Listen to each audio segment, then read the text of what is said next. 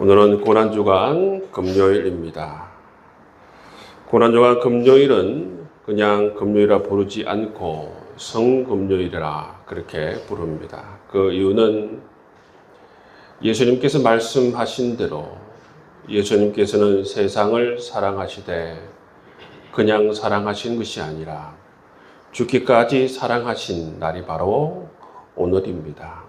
그래서 오늘 주님의 이 희생과 주님의 이 고난을 깊이 기념하기 위해서 오늘 바로 성금요일로 그렇게 지키고 있는 것입니다. 그렇기 때문에 대부분의 성금요일은 기독교 국가에서 공휴일로 지키는 것입니다. 오늘 성금요일 예수님의 행적을 살펴보면 첫 번째로 가룟 유다의 배신과 그로 인한 예수님의 체포가 있습니다. 체포되어서 예수님께서는 두 번째 재판을 받으십니다. 여러 차례 재판을 받으십니다. 첫 번째는 종교 권력자들에 의해서 재판을 받으십니다.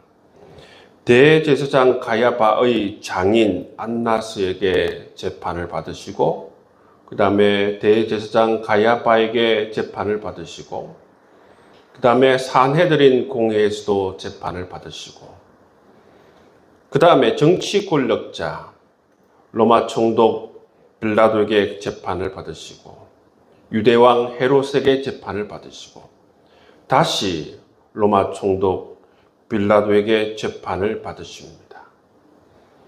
그리고 사형 선고를 받으시고 십자가의 고난을 당하시고 운명하게 되시고 무덤에 장사되는 것이 바로 성금요일 날 예수님께서 행하신 행적 가운데 하나입니다. 예수님의 첫 번째 행적을 살펴보면 가룟 유다의 배신 그리고 예수님의 체포되는 장면이 나옵니다.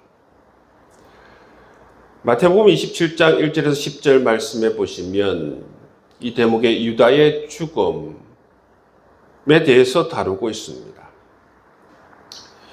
유다의 죽음이 언제 나오느냐 하면 이 대제사장들과 이 장로들이 예수를 고소하고 빌라도가 예수를 신문하는 그 사이에 유다가 죽습니다.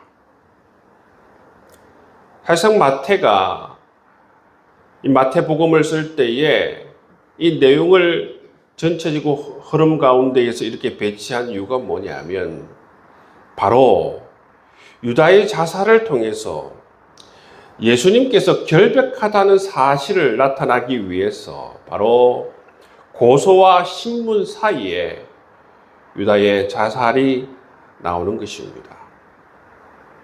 그래서 유다는 예수님의 판 것에 대해서 스스로 뉘우칩니다. 그리고 언산십을 도로 대제사장들과 장로들에게 돌려주면서 이렇게 고백합니다. 내가 무죄한 피를 팔고 죄를 범하였다. 그리고 유다는 양심의 가책으로 괴로워하면서 예수님을 향한 이 결백을 스스로 드러내고 있는 것입니다. 네, 여러분, 우리에서 살펴봐야 할 것은 뭐냐 하면 유다가 은혜의 길을 선택하지 않고 스스로 정죄의 길을 선택한 것입니다.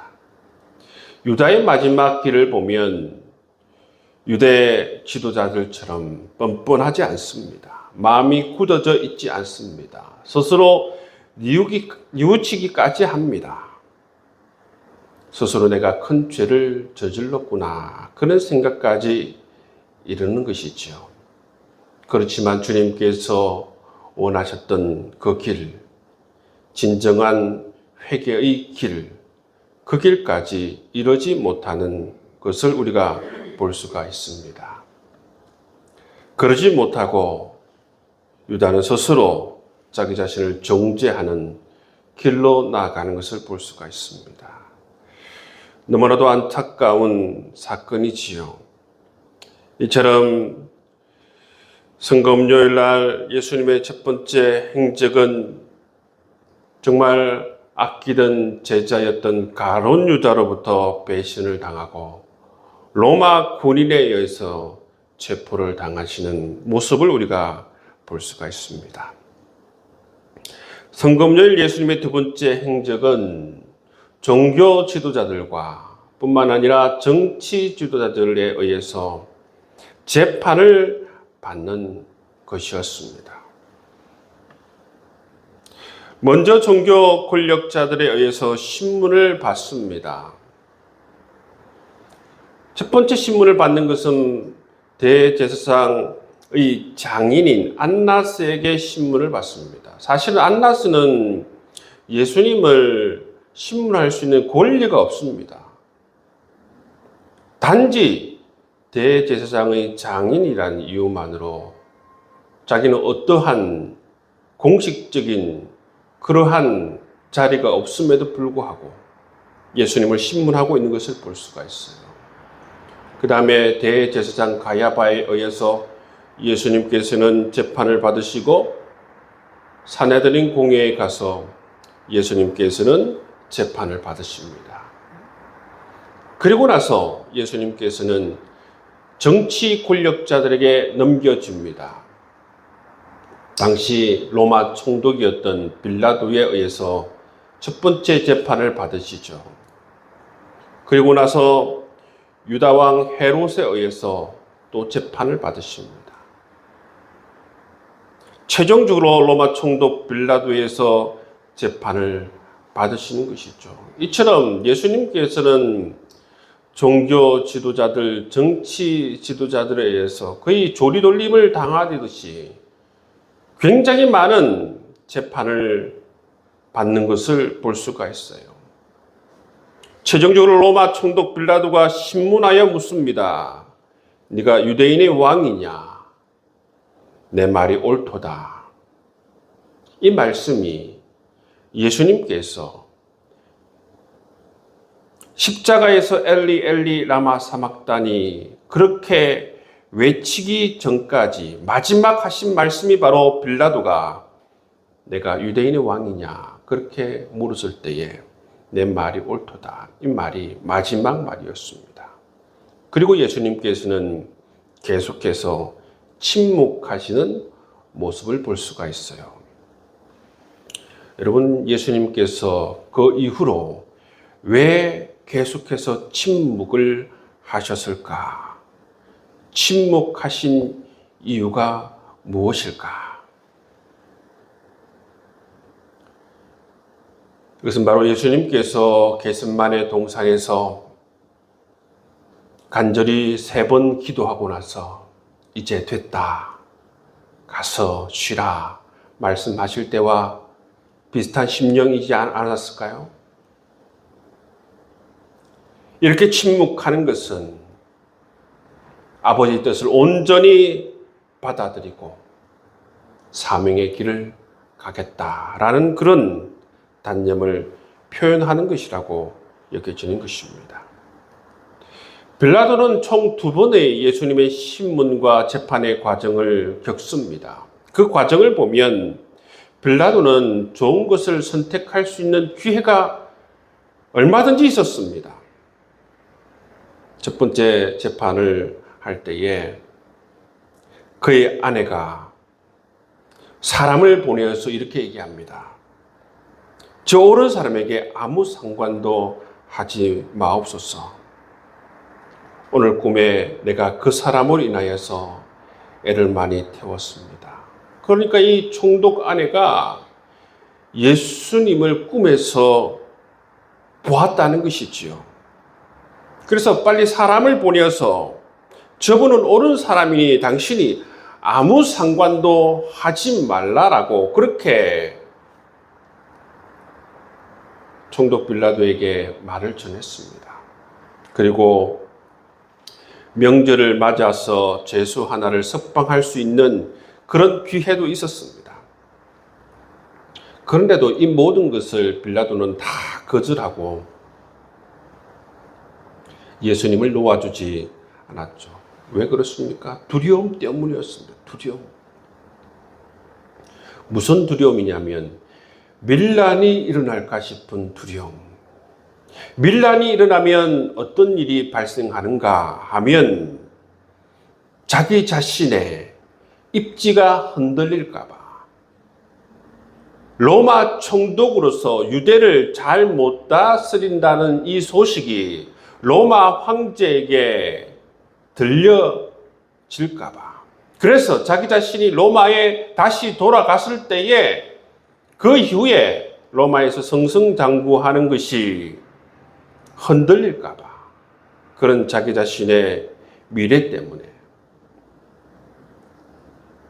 이러한 두려움 속에서 자기 자신이 아내가 그렇게 들려주는 그러한 진리의 말 속에서도 진리를 선택하지 않고 이 두려움 속에서 빌라도는 순간적인 유익의 길을 선택하고 예수님을 향하여서 사망 선고를 내리는 모습을 볼 수가 있습니다. 순간적 유익으로 말미암아 그 길을 선택함으로 말미암아 이 로마 총독 빌라도는 얼마나 많은 곤욕을 치르고 있습니까? 우리가 신앙의 고백을 하면서 본디오 빌라도에게 고난을 받으사, 이것을 우리가 계속 신앙의 고백을 할 때 우리가 고백하지 않습니까? 여러분, 이처럼 예수님께서 성검요일 날 종교 권력자들과 정치 권력자들에 의해서 재판을 받으시고 마지막으로 본디오 빌라도에 의해서 사망 선고를 받는 모습을 볼 수가 있습니다. 세 번째 행적은 바로 십자가에서 고난을 당하시고 운명하시는 장면입니다. 우리 그리스도인들은 예수님의 이 십자가 고난과 죽으심을 깊이 있게 들여다보고 묵상할 필요가 있습니다. 왜냐하면 예수님께서 다른 이유로 운명하신 것이 아니라 예수님께서 바로 우리의 죄값을 대신 치르기 위해서 십자가를 지셨기 때문입니다. 우리가 죽어야 할 그 자리에 예수님께서 죽으셨기 때문입니다. 예수님께서 당하신 그 모욕과 그 희롱과 그 조롱은 바로 우리가 받고 우리가 당해야 했던 그러한 조롱과 멸시였습니다. 그렇기 때문에 여러분, 예수 그리스도께서 십자가 고난의 길에 당하였던 이 고난과 조롱과 멸시를 우리는 똑똑히 보아야 한다는 것이죠. 로마 군사들은 예수님의 옷을 벗기고 머리에 가시 면류관을 씌우고 어떻게 합니까? 침을 뱉고 갈대로 때립니다. 희롱하면서 무거운 십자가를 지우고 골고다 언덕으로 끌고 갑니다. 예수님께서는 그 십자가를 감당할 수 없어서 너무 무겁고 힘겨워서 몇 번 쓰러지지만 쓰러질 때마다 채찍으로 때리면서 억지로 일으켜 세우고 다시 예수님을 끌고 갑니다. 마치 개 돼지를 끌고 가듯이 예수님을 끌고 가지요. 그리고 예수님을 조롱하면서 골고다 십자가에 세우고 사정없이 못을 박습니다. 그리고 온갖 조롱과 멸시 속에서 예수님께서는 십자가에서 3시간 동안 매달려 계십니다. 온갖 물과 피를 다 쏟으시고 운명하시는 모습을 볼 수가 있습니다. 제9시쯤에 예수께서 크게 소리질러 이르시되 엘리 엘리 라마 사박다니 하시니 이는 곧 나의 하나님 나의 하나님 어찌하여 나를 버리셨나이까 하는 뜻이라. 여러분, 이 주님의 절규가 들리십니까? 이 십자가의 고통의 소리가 들리십니까?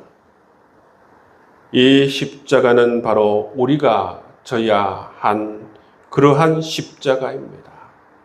우리가 당해야 했던 그 저주, 우리가 겪어야 했던 고통, 우리가 죽어야 했던 그 죽음, 그것이 바로 예수님이 지셨던 그 십자가입니다. 주님께서는 십자가를 통하여서 사랑이 무엇인지 우리에게 온몸으로 말씀해 주고 있습니다. 요한일서 말씀을 통해서 주님께서는 말씀하시기를 말과 혀로만 사랑하지 말라 말씀하고 있습니다. 사랑은 말과 혀로만 하는 것이 아니다. 주님은 자기 자신을 던지심으로 말미암아 살을 찢기시고 피와 물을 다 쏟으심으로 말미암아 주님께서는 우리를 사랑한다 말씀하고 있기 때문입니다. 여러분, 우리가 그리스도인이 될 수 있었던 것은 이 주님의 사랑 때문입니다. 이 주님의 사랑이 아니었으면 우리는 우리의 죄로 말미암아 저주를 당하고 조리돌림을 당하고 우리는 멸시를 당하고 조롱을 당해야 했습니다.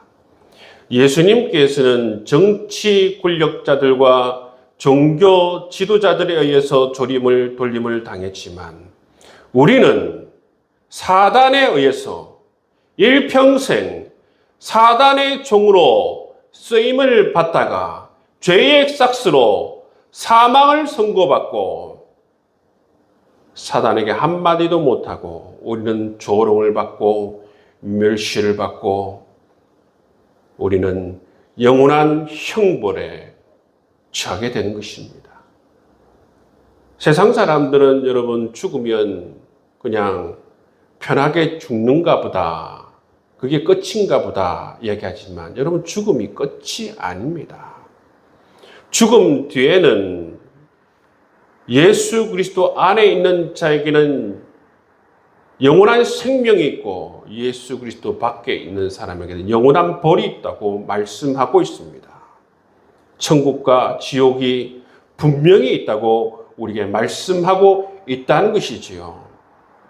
예수 그리스도로 말미암아 그 십자가 놀라운 사랑으로 말미암아 우리를 그 영원한 지옥의 고통으로부터 우리를 구원해 내주신 것이 바로 이 주님의 십자가입니다.